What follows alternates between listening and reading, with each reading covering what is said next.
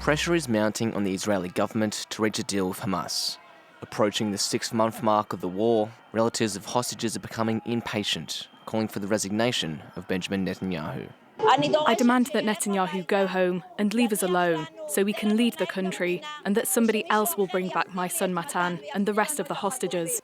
Talks resumed Sunday in Cairo between the two sides over a ceasefire deal. Israel's primary demand is the release of its hostages taken captive on October 7.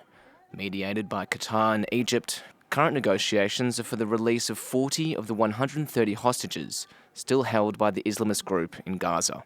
In return, Hamas wants Palestinian prisoners detained in Israel to be released, hundreds of thousands of displaced Gazans to be able to return to the north of the enclave, and a permanent ceasefire. But since the Netanyahu government is pledging to destroy the militant group responsible for the attacks which killed 1,200 people in southern Israel, full withdrawal is off the table.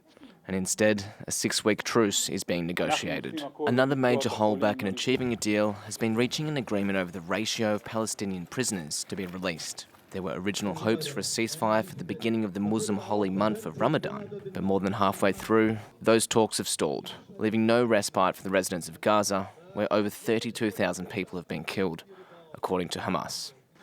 Leading to more pressure from the international community after the UN Security Council called for an immediate ceasefire.